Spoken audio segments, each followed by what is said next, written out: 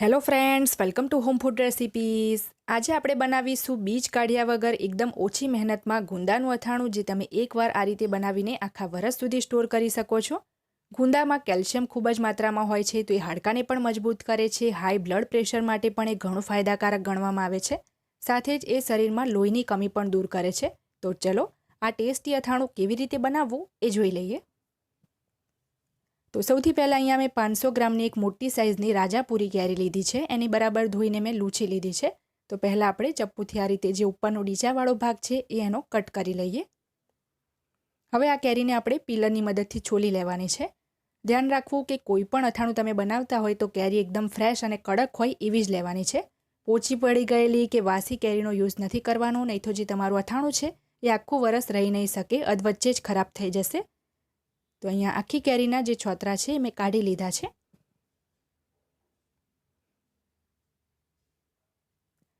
હવે આ કેરીના જે છોતરા છે એને આપણે ફેંકી દઈશું અને આ જ પ્લેટની અંદર આપણે એને છીણી લેવાની છે. તો છીણવા માટે અહીંયા મીડિયમ કાણાવાળી જે છીણી આવે છે એની મદદથી આપણે એને આખી કેરીને છીણી લઈશું. કેરી વગર આ જે અથાણું છે લાંબો સમય નથી રહી શકતું. કેરીની ખટાશના લીધે જ ગુંદા આખું વરસ સારા રહેશે અને કેરીથી અથાણું આપણું ટેસ્ટી પણ લાગે છે. તો આખી કેરી મેં અહીંયા છીણી લીધી છે. હવે આ જે છીણ છે એને આપણે એક બાઉલમાં લઈ લઈએ, કારણ કે આપણે કેરીની અંદર જેટલું પણ પાણી છે બધું જ કાઢી લેવાનું છે. તો બધી જ કેરી અહીંયા મેં જે છીણ છે એને બાઉલમાં લઈ લીધી છે.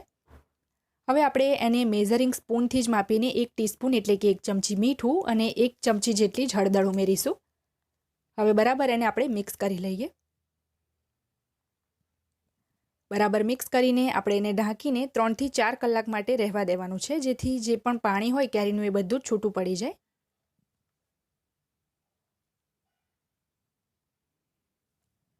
ચાર કલાક પછી આપણે એને ચેક કરી લઈએ. તો કેરીનું જે પાણી છે એ ખાસું અલગ થઈ ગયું છે. તમે જોઈ શકો છો બધું જે કેરીનું પાણી છે એ છૂટું પડી ગયું છે.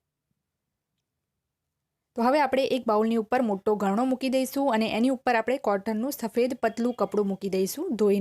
ધોઈને નીચવીને લીધું છે કપડું મેં પતલું.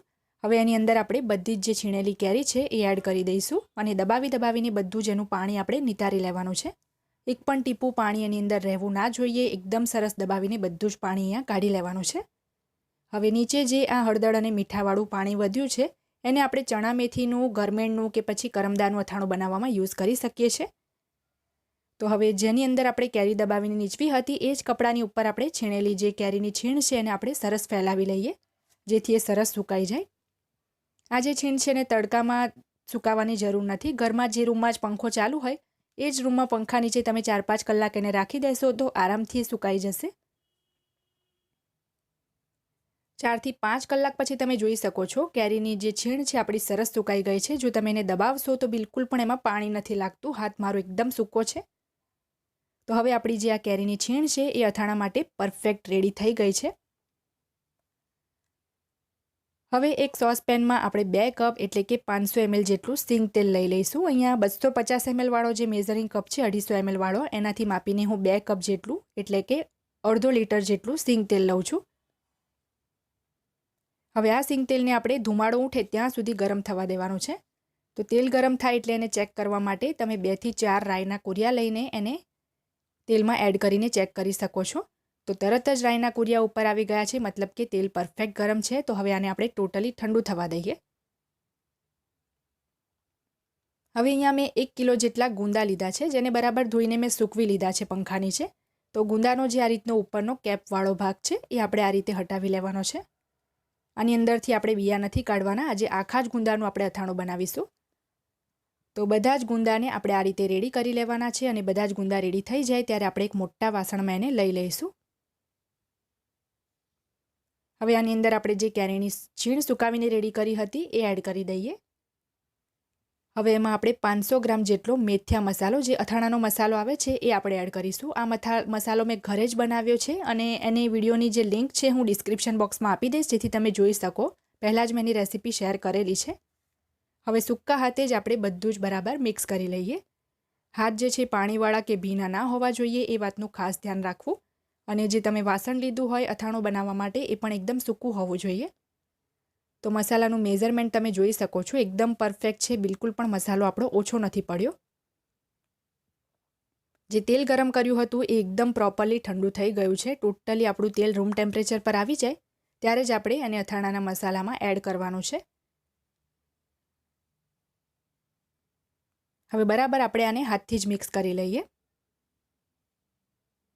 અને આપણે આને ઢાંકીને 4 થી 5 દિવસ એમ જ રહેવા દેવાનું છે. દિવસમાં 2-3 વાર જ્યારે પણ તમને યાદ આવે ત્યારે એને હલાવી લેવાનું છે. ટોટલ આ અથાણાને રેડી થવામાં 10-12 દિવસ લાગી જાય છે. તો 4 થી 5 દિવસ પછી આપણે એને ચેક કરી લઈએ. તો તમે જોઈ શકો છો અથાણા પર તેલ પણ આવી ગયું છે અને મસાલો પણ થોડો થોડો ફૂલવાનું શરૂ થઈ ગયું છે. આપણું અથાણું જે છે લગભગ રેડી થઈ ગયું છે. હજી પણ એને 4-5 દિવસ લાગી જશે. જે ગુંદા છે થોડા થોડા આ રીતે શ્રિંક થઈ જશે, સંકોચાઈ જશે, મતલબ કે આપણું અથાણું હવે રેડી થઈ ગયું છે. પણ અત્યારે અથાણું ખાવા લાયક રેડી નથી થયું. હજી પણ 5-6 દિવસ તમે એને રહેવા દેશો, પછી તમે એને ખાશો તો એ બિલકુલ પણ ચીકણું નહીં લાગે.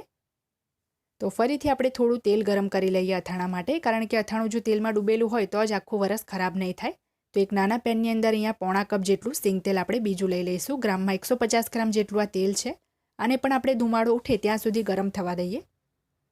તો તેલ ગરમ થાય એટલે ચેક કરવા માટે આપણે ફરીથી એમાં થોડા રાઈના કુરિયા એડ કરીશું. તો રાઈના જે કુરિયા છે સરસ ઉપર આવી ગયા છે, મતલબ કે તેલ સરસ ગરમ છે. તો એને પણ આપણે ટોટલી ઠંડુ થવા દઈએ. હવે અથાણું ફિલ કરવા માટે અહીંયા કાચની મેં સાફ સૂકી બરણી લઈ લીધી છે. એની અંદર આપણે પહેલાં તો એને ફિલ કરી દઈએ. કોઈ પણ અથાણું બનાવતું હોય એ વાતનું ખાસ ધ્યાન રાખવું કે જે પણ ચમચો કે બરણી કે કોઈ પણ વાસણ તમે જે પણ યુઝ કરતા હોય અથાણું બનાવવામાં એ એકદમ સૂકું હોવું જોઈએ. બિલકુલ પણ એમાં ભેજ ના હોવો જોઈએ. આનાથી પહેલાં પણ મેં કેરીનું ખાટું મીઠું અથાણું, લીંબુનું અથાણું, મેથિયા કેરીનું અથાણું, કરમદાનું અથાણું, પાણીચા અથાણું જેવા ઘણા બધા સિઝનલ અથાણાની રેસીપી ચેનલ પર શેર કરેલી છે. બધાની જ લિંક હું આ વિડીયોની નીચે ડિસ્ક્રિપ્શન બોક્સમાં આપી દઈશ, જેથી તમે જોઈ શકો. તો બધું જ અથાણું અહીંયા મેં જારમાં ફિલ કરી લીધું છે. થોડું આપણે આ રીતે ચમચાથી એને દબાવી દઈએ.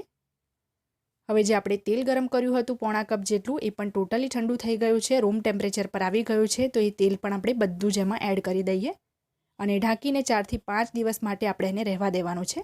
અત્યારે તમને તેલ આમાં થોડું વધારે લાગતું હશે, પણ જેમ જેમ સમય જશે એમ તેલ જે છે અથાણામાં એબ્ઝોર્બ થતું જશે. સમયની સાથે સાથે મસાલો પણ ફૂલતો રહે છે, તો તેલ પણ ઓછું થતું જશે. તો 5 દિવસ પછી આ અથાણું આપણું ખાવા માટે રેડી થઈ જશે. એના આપણે બીજ નથી કાઢ્યા એટલે 10-12 દિવસ એને લાગી જશે. પછી તમે ખાશો તો બિલકુલ પણ ચીકણું નહીં લાગે. તો રેસીપી પસંદ આવે તો ચેનલને સબસ્ક્રાઈબ કરવાનું બિલકુલ ના ભૂલતા.